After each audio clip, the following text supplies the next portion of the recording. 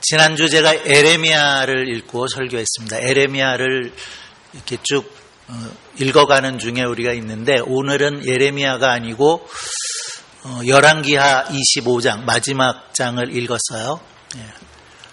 근데 이 열왕기하 25장은 예레미야 52장하고 거의 같습니다. 내용이 거의 같아서 제가 열왕기하 25장을 오늘 읽었는데요. 정말인지 한번 찾아보시든지 아니면 집에 가서 꼭 한번 보세요. 열왕기하 25장과 예레미야 52장. 예레미야도 마지막 장이에요. 이렇게 약간은 부록처럼 이렇게 붙어 있는 그런 느낌인데 내용이 같습니다. 그 내용은 무슨 내용이냐면 예레미야가 예언했던 내용이 그대로 이루어졌다라는 내용이죠. 예레미야가 예언했던 내용 제가 여러 차례 말씀드려서 이제는 잘 아실 거라고 생각이 되는데, 그냥 한마디로 말하면 뭐죠? 남쪽 유다가 바벨론에 의해서 망한다. 그 내용이에요.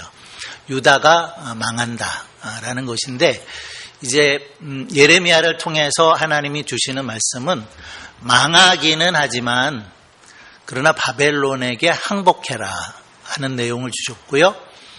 또 이렇게 항복을 뭐 하든지 안 하든지 간에 포로로 잡혀가는 일들이 발생하게 될 터인데, 포로로 잡혀가더라도 돌아온다. 70년이 지나면 돌아온다. 이런 말씀을 주셔서 하나님께서 징계하시기는 하시지만 회복의 은총이 있을 거다. 그리고 그 70년이라고 하는 것은 엄밀히 말하면 그동안 이스라엘 백성들이 하나님의 말씀을 지키지 않아서 7년마다 안식년을 지키도록 하셨는데요. 그 지키지 않은 안식년을 지키는 기간이었다. 그렇게 볼 수가 있습니다. 어쨌거나 그 70년은 또 다른 연단의 시간들이었고요. 훈련의 기간이었다라고 보시면 좋겠고, 그래서 나중에 이제 70년이 지나고 돌아오게 될 때는 이스라엘 백성들이 더 이상 우상을 섬기지 않았다라는 사실들을 보게 됩니다. 바벨론에 의해서, 그리고 예레미야가 예언한 대로 아무도 듣지 않았죠. 말하지 말라고 때리기도 하고 감옥에 가두기도 하고 웅덩이에 던지기도 하고 또 죽이겠다고 위협도 했지만, 그러나 예레미야는 말하지 않으면 가슴이 불붙는 듯해서 말할 수밖에 없었다. 이제 그렇게 말하죠. 아무도 듣지 않았지만 예레미야는 예언했고요. 그 예언대로 예루살렘이 멸망했다는 것입니다.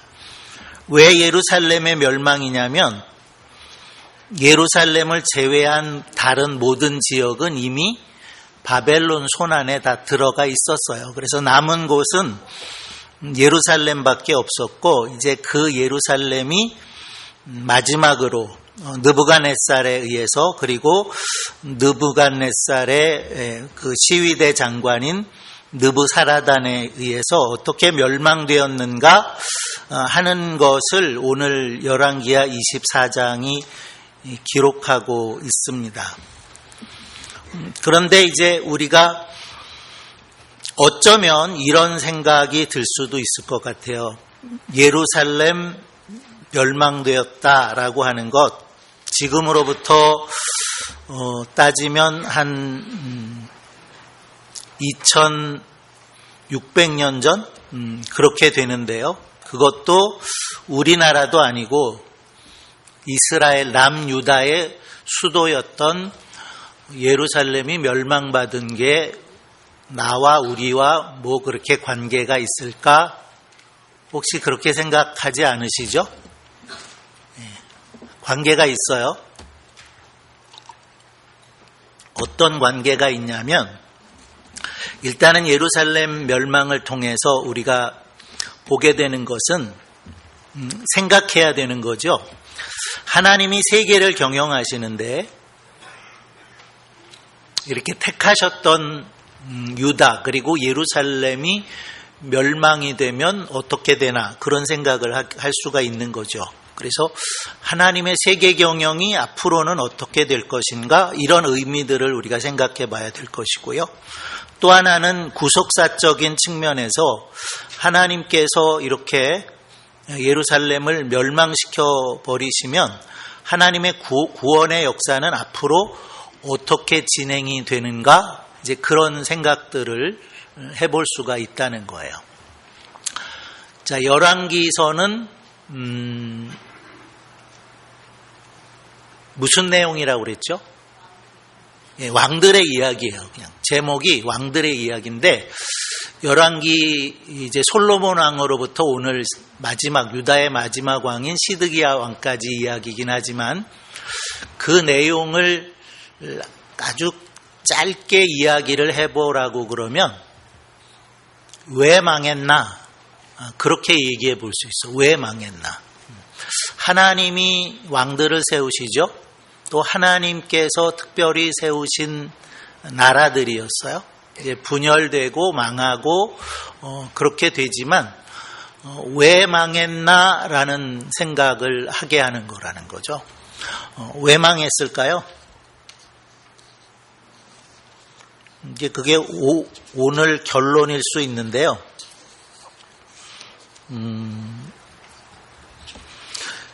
하나님께서 왕을 주시기 전이었는데 신명기에 하나님께서 모세에게 율법을 주시면서 이런 말씀을 주셨어요. 왕에 대한 얘기를 그때 이미 하셨는데 그가 왕위에 오르거든 레위 사람 제사장 앞에 보관한 이 율법서를 등사하여 평생에 자기 앞에 두어 읽어서 그 하나님 여호와 경외하기를 배우며 이 율법의 모든 말과 이 규례를 지켜 행할 것이라. 그리하면 그의 마음이 그 형제 위에 교만하지 아니하고 이 명령에서 떠나 좌로나 우로나 치우치지 아니하리니 이스라엘 중에서 그와 그의 자손의 왕위에 있는 날이 장구하리라 그러셨어요. 네. 이스라엘 중에서 그 왕위가 장구하리라. 그 왕위가 계속되겠다는 말씀을 하시는 거죠. 무얼 하면요? 율법서를 자기 옆에 두고 평생의 율법서. 그러니까 여기서 율법서는 뭘까요? 모세오경이죠. 창세기, 출애굽기, 레위기, 민수기, 신명기, 모세오경을 말하는 것인데 그것을 옆에 두고 하나님 여호와 경외하기를 배우고 이 율법의 모든 말과 규례를 지켜 행할 것이라. 그리하면 그의 마음이 그의 형제 위에 교만하지 아니하고 이 명령에서 떠나 좌로나 우로나 치우치지 아니하겠다. 그래서 그 왕조가 영원하겠다 라는 말씀을 신명기에서 이미 주셨거든요. 그런데 나라가 분열되는 일이 있었고요. 솔로몬 이후로 나라가 분열됐고 또 분열된 이후에 북왕조는 이미 한 150년 전, 한 722년, 주전 722년에 아수르에 의해서 멸망을 받았고 이제 또 남유다마저도 주전 586년에 바벨론에 의해서 망했다는 겁니다. 왜 망했다고요? 누구 때문에 망한 거죠? 일반 백성들 때문에 망한 게 아니에요. 누구 때문에 망한 거예요? 왕 때문에 망했다는 거예요. 왕. 그 나라를 통치하는 왕이 뭘 옆에 두지도 않았어요. 율법서를 옆에 두지도 않고 그걸 배우지도 않고 그거를 읽어서 하나님을 경외하는 일도 없고 하나님의 율례와 법도를 지켜서 행하는 일들이 없었다. 그래서 교만해졌고 그래서 결국은 그 왕조가 영원할 수 없게 되어졌다라는 것을 열왕기서가 말씀을 하고 있다는 겁니다. 그래서 이제 남쪽 유다가 망하게 되었는데 오늘 이제 어떻게 망했다는 내용들을 쭉 읽어주셨잖아요. 그런데 그게 얼마나 처참한지 아주 이보다 더 참혹할 수는 없겠다라고 생각될 정도로 예루살렘이 멸망을 당한 그 말씀들을 이제 열왕기하 25장이 이제 기록을 하고 있는데요. 에레미야가 망한다는 얘기, 또 망할 것이기 때문에 항복하라고 했던 이유, 지난주에도 제가 말씀을 드렸던 것 같은데요. 항복해야 피해를 많이 줄일 수 있다라는 이유였어요. 조금 이따 다시 말씀을 읽어드리겠지만, 그래서 항복하라 이렇게 말했던 것이고, 또 포로로 끌려가기는 하지만 70년 후에는 다시 돌아와서 회복되어지는 일들이 있겠다라는 얘기를 했다는 거죠. 그거를 무려 얼마나 했다고요? 내내 한 거는 아니겠지만 예레미야가 사역한 기간이 40년이 넘어요. 그러니까 그렇게 오랫동안 유다가 바벨론에 의해서 멸망을 받을 것이라고 하는 사실들을 예레미야가 말했다는 것인데 결코 짧은 기간이 아니죠. 그렇게 오랫동안 이야기를 했음에도 불구하고 한결같이 백성들은 그의 말을 듣지 않았다라는 것, 그렇게 마음들이 완고했다. 그때의 백성들의 마음이 그렇게 완고했구나라는 것 우리가 생각하면서 또 한 가지 생각할 수 있는 것은 베드로서에 보면은 죽게는 하루가 1000년 같고 1000년이 하루 같은데, 그래서 예수 그리스도의 재림이 지연되는 것이 아니라 더뎌지는 것이 아니라 한 사람이라도 더 구원하시기 원하는 뜻이 거기에 담겨져 있다. 그런 말씀을 하고 있죠. 마치 그 말씀처럼 이렇게 오랜 기간 하나님의 심판을 선포했다고 하는 것은 하나님께서 그만큼 오래 기다리셨다라는 의미도 있다는 거예요. 이런 말씀 있죠. 하나님은 자비로우시며 은혜로우시며 노하기를 더디하시며. 그러니까 결국 하나님이 징계를 내리겠다, 심판하시겠다라고 하시지만 예레미야 애가에서 말씀하는 것처럼 하나님은 택하신 하나님의 백성들이 고통 중에 있는 것을 원하시지 않는다는 거예요. 그래서 그것은 하나님의 뭐가 아니다 그랬어요? 본심이 아니다. 본심. 하나님의 본심은 뭡니까? 우리를 향한 하나님의 생각은 뭐가 아니다 그랬어요? 재앙이 아니요, 평안이요, 장래에 소망을 주려고 하는 것이 하나님의 생각이다. 그렇게 말씀을 하시잖아요. 모든 부모가 자녀들을 징계하는 일을 즐깁니까? 기뻐하나요? 그게 아니지요. 그게 아닌 것처럼 하나님 아버지도 택하신 하나님의 자녀들을 이렇게 고통 속에 빠지게 하는 것은 하나님의 본심이 아니라는 거예요. 그리고 그렇게 오랜 시간들을 동일한 그 심판의 징계의 말씀을 했다고 하는 것은 하나님께서 그만큼 오랜 시간을 돌아오도록, 하나님 앞에 돌아와서 회개하도록 기다렸다라는 의미가 있다는 거죠. 그리고 이제 이렇게 오랫동안 얘기했지만 아무도 듣지 않다가 이제 결국 바벨론 군사가 몇 개월 동안 예루살렘 포위했다고요? 1년 반. 1년 반 동안 포위하고 있었어요. 이제 뭐 어떻게 할 방법이 없으니까 전혀 하나님의 말씀 듣지 않았던 시드기야 왕이 몰래 예레미야를 부릅니다. 그리고 예레미야에게 어떻게 하면 좋겠냐라고 물어요. 예레미야가 혹시 내가 얘기해도 안 죽일 거냐? 안 죽인다. 그러니까 이제 얘기를 하거든요. 그게 무슨 얘기를 예레미야가 하냐면 이렇게 얘기해요. 예레미야가 시드기야에게 이르되 만군의 하나님이신 이스라엘의 하나님 여호와께서 이같이 말씀하시되 내가 만일 바벨론 왕의 방백들에게 항복하면 내 생명이 살겠고 이 성이 불사름을 입지 아니하겠고 너와 내 가족이 살려니와 내가 만일 나가서 바벨론 왕의 방백들에게 항복하지 아니하면 이 성이 갈대아인의 손에 붙이리니 그들이 이 성을 불사를 것이며 너는 그들의 손을 벗어나지 못하리라 라고 얘기했다는 거예요. 바벨론에 의해서 멸망한다. 그 소리는 듣기 싫어도 이제 마지막 순간에 이제는 어쩔 수 없는 상황이 됐기 때문에 예레미야를 부른 거 아닙니까? 예레미야가 하는 얘기가 뭐예요? 항복하라는 거예요. 항복하라 그러는데 항복하면 너의 생명도 지킬 것이고 성도 불타지 않을 것이고 성전도 불타지 아니할 것이고 가족들도 살 것이고 그런 일들이 일어나겠다. 네. 그렇게 얘기를 이제 했던 거죠. 근데 시드기야가 마지막으로 예레미야를 불러다가 그렇게 이야기를 듣고도 항복하지 않습니다. 그래서 오늘 이제 비참한 종말들을 맞이하게 되는데 혹시 왜 항복하지 않았는지 아세요?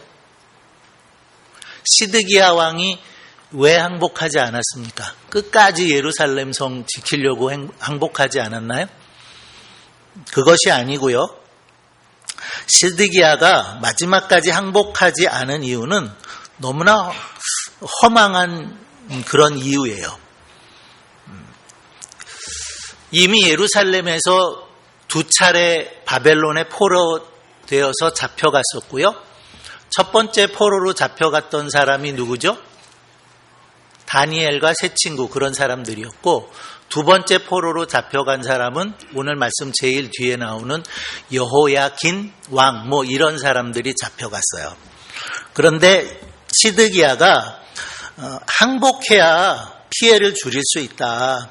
항복하지 않으면 모든 것이 갈대아 손에 붙잡혀져서 불사름을 당하게 된다라는 이야기를 듣고서도 그가 항복하지 못하겠다는 까닭은 내가 항복하고 바벨론에 포로되어서 끌려가면 먼저 잡혀왔던 사람들 다니엘이나 그 세 친구 혹은 여호야긴 왕 그 왕은 시드기야의 조카거든요. 그 사람들 앞에 내가 조롱거리가 될 것이다. 그런 이유에서 항복을 하지 않았다는 거예요. 참 답답한 일이죠. 한 나라의 왕이 백성들의 생명을 그래도 지키기 위해서 그리고 백성들의 재산을 그래도 조금이라도 덜 피해가 가도록 지켜야겠다. 그리고 하나님의 성전도 지켜야 되겠다. 이런 마음이 전혀 없었다는 거예요. 사울 왕으로부터 분열 왕국까지 모두 43명의 왕이 있었는데요. 왜 망했다고 그랬죠? 왜 망했어요? 왕들이 하나님의 율법을 읽지도 않고 배우지도 않고 행하지도 않고 그래서 망했다니까요. 시드기야는 왜 망합니까?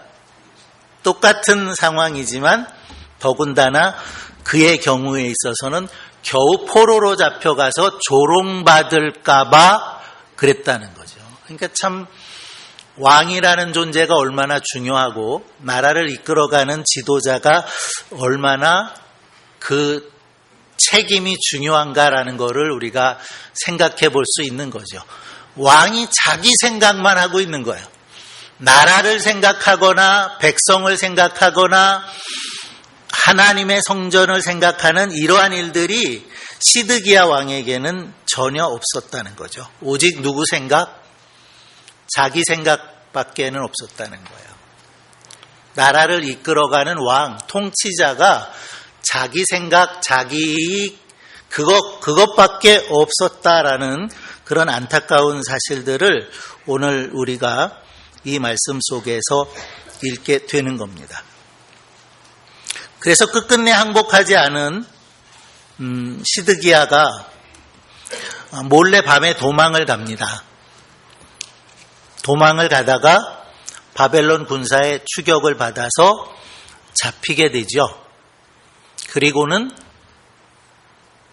쇠사슬에 매어서 느부갓네살 왕 앞에 잡혀가요. 신문을 받았고요. 아들들의 죽음을 당하는 모습을 마지막으로 보았습니다. 그리고 두 눈이 뽑혀서 쇠사슬에 매어가지고는 바벨론의 포로로 끌려가게 되었다. 오늘 그 말씀들이 있는 거죠. 얼마나 끔찍한 이야기예요. 그런데 이제 그 일 말고도 정말 처참한 일들을 이야기하고 있는데, 기근이 들어서 예루살렘 성 안에 먹을 것이 없었다 그랬죠. 그리고 1년 반이나 포위되어 있으니까 먹을 것을 어디서 구해올 수 있겠어요. 그래서 무얼 먹었냐면,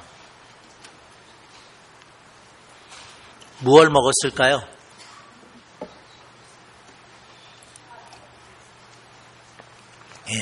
사람을 먹었어요. 근데 어떤 사람을 먹었을까요? 예레미야 애가에 보면 그 기록이 있는데요. 제가 쉬운 말로 된 번역을 읽어드릴게요. 주님 살펴주십시오. 주님께서 예전에 사람을 어떻게 이렇게 다루신 적이 있으십니까? 어떤 여자가 사랑스럽게 기쁜 자식을 잡아먹는단 말입니까? 묻고 있는데요. 지금 뭘 하고 있다는 거죠?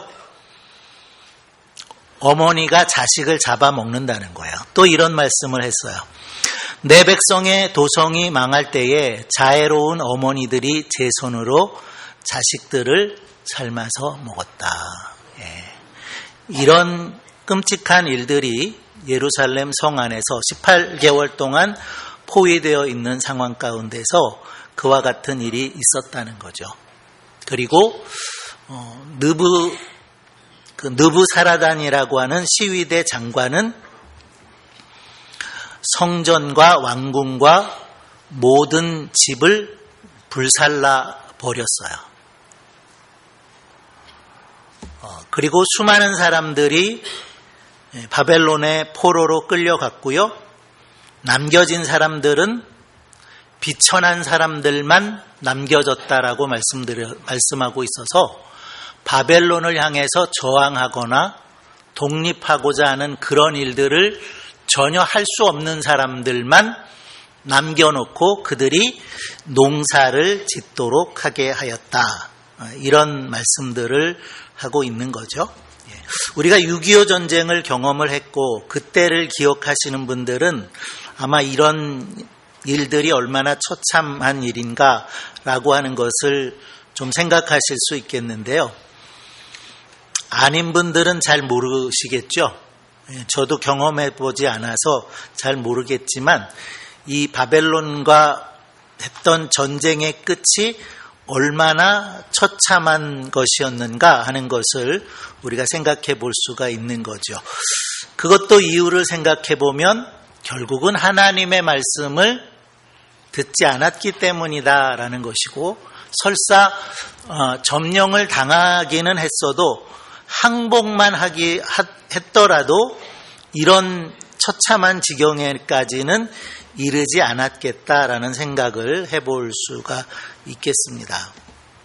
특별히 이제 예루살렘에는 예루살렘 성전이 있잖아요. 그죠? 예루살렘을 왜 거룩한 도성이라고 그럽니까?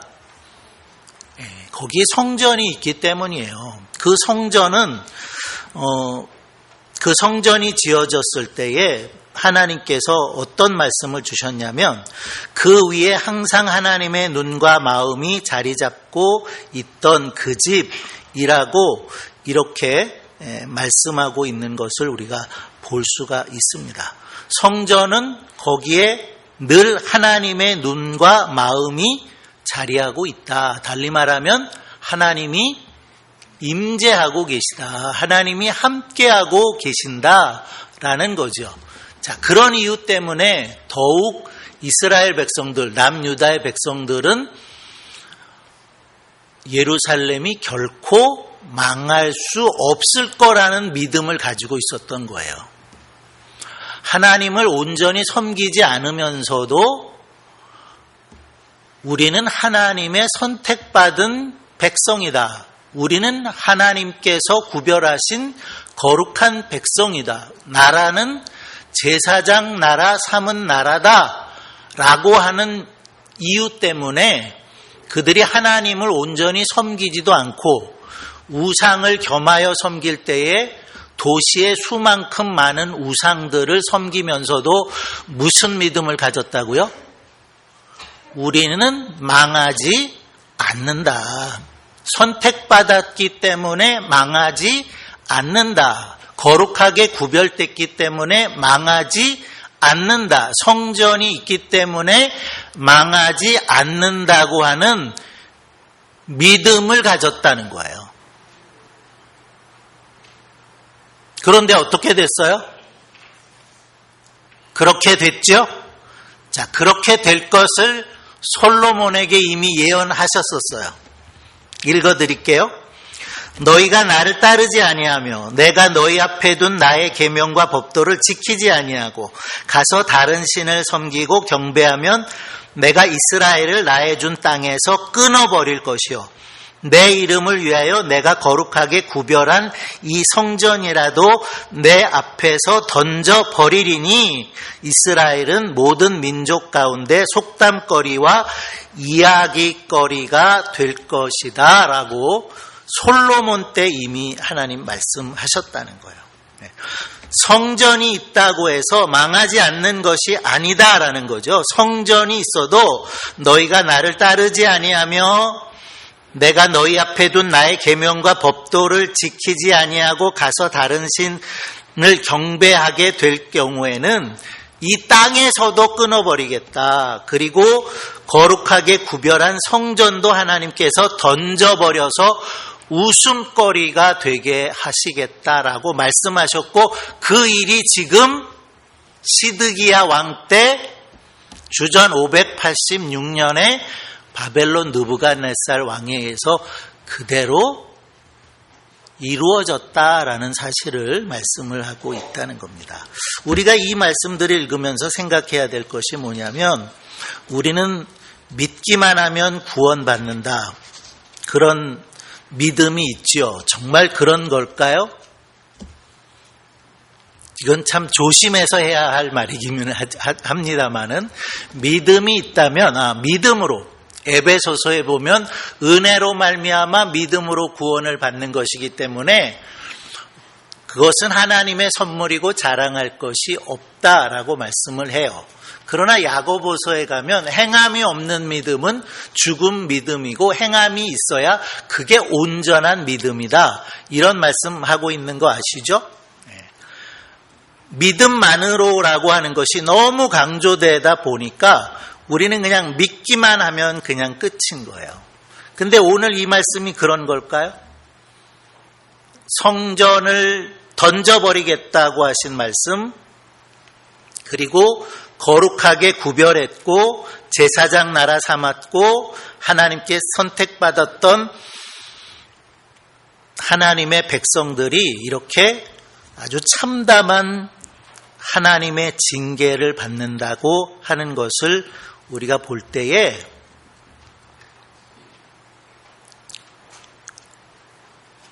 믿음만으로라고 하는 그 생각들을 우리가 조금 달리해야 된다는 거예요. 거기에는 반드시 믿음이 있으면 믿음의 삶이 같이 가야 된다는 거예요. 그리고 이제 오늘 마지막으로 이제 말씀을 드릴게요.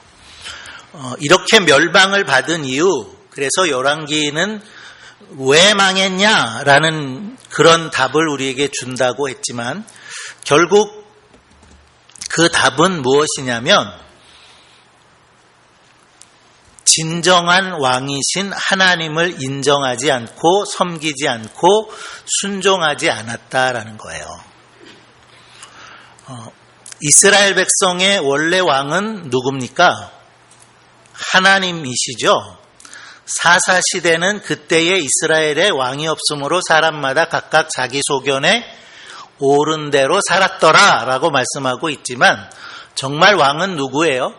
하나님이 왕이시고 하나님의 말씀대로 살아야 했지만 이스라엘 백성들이 자기 마음대로 살았던 시대, 그래서 그 시대가 혼란하고 어두웠다라는 것을 말씀하고 있는 거죠. 그런데 마지막 사사였던 사무엘 때에 이스라엘 백성들이 사무엘에게 요구합니다. 우리도 왕을 세워주세요. 주변에 있는 나라들을 보니까 다 왕이 있는데 우리도 왕이 있어야 되겠습니다 라고 해서 사무엘이 하나님께 이 백성들이 왕을 구합니다 라고 말씀을 드려요. 그랬더니 하나님이 말씀하세요. 그들이 너를 버림이 아니요 나를 버려 자기들의 왕이 되지 못하게 함이니라.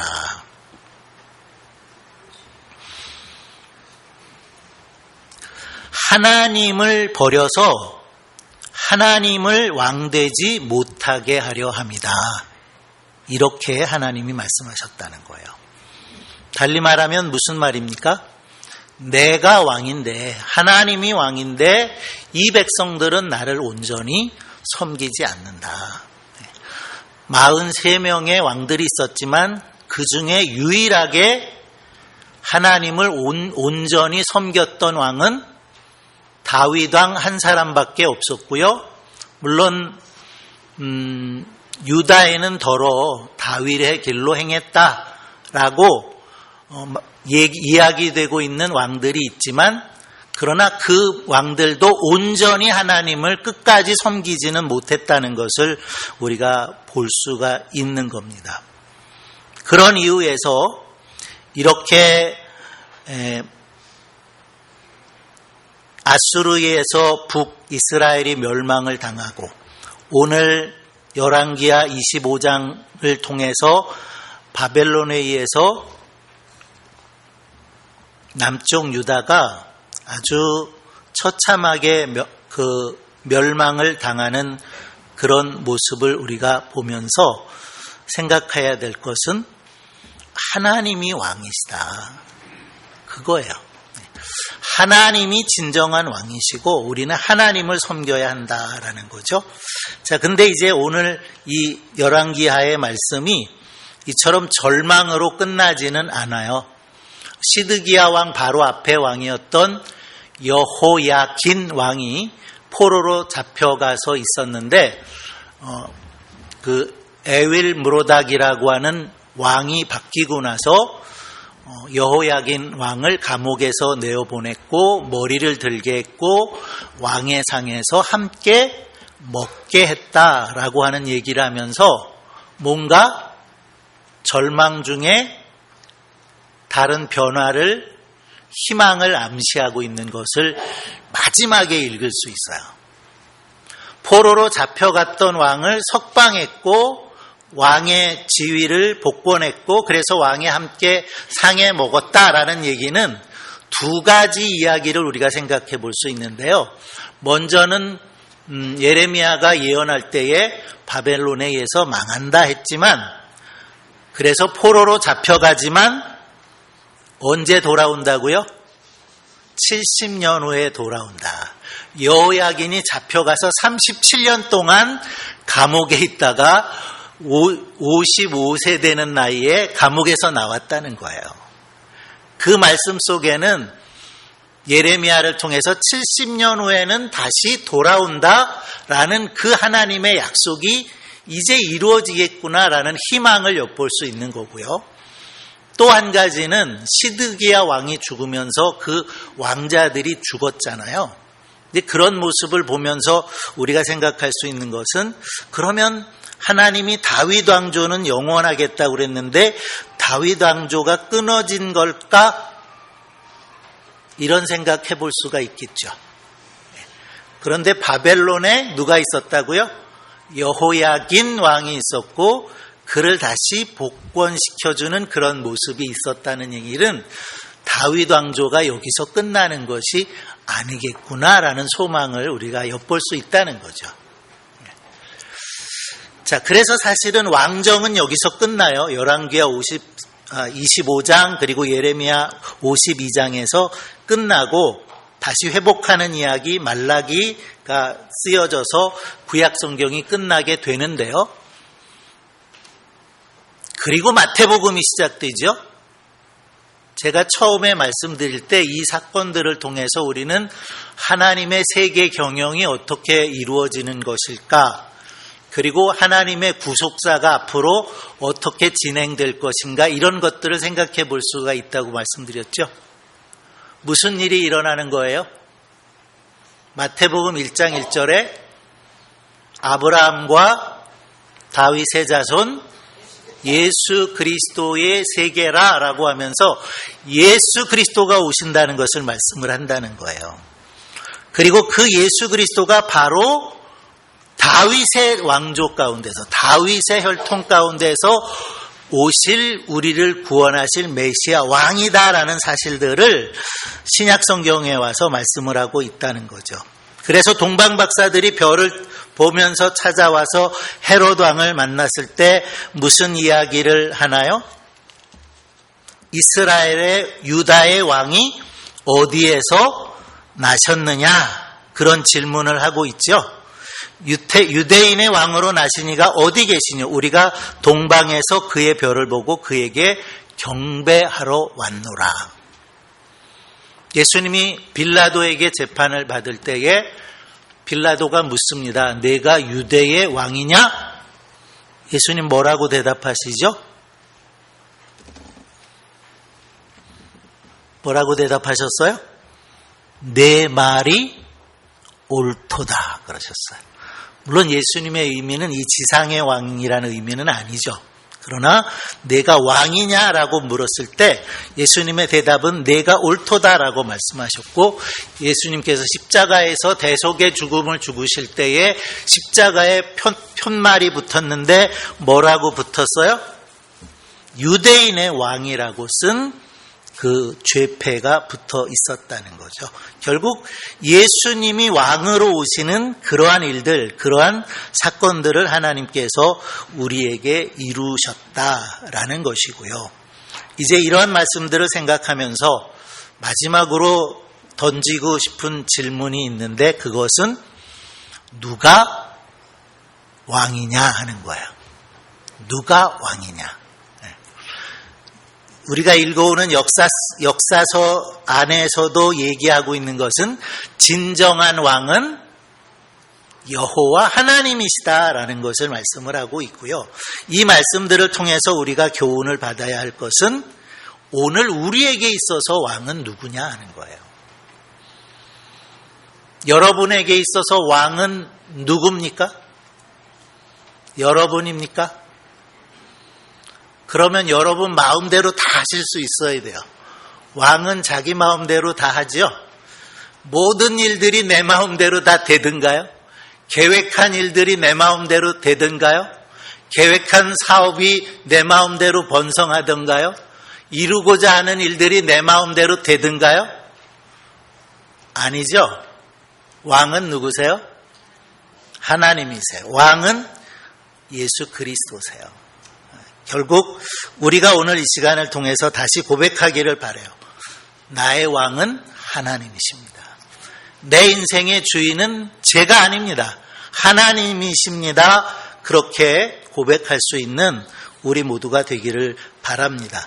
열왕기하 25장의 끝을 우리가 읽었는데, 우리가 혹시라도 왕노릇하고 있었다면 오늘로 그 왕노릇을 끝내는 우리 모두가 되어지기를 바랍니다. 기도하겠습니다. 하나님 아버지 은혜를 감사합니다.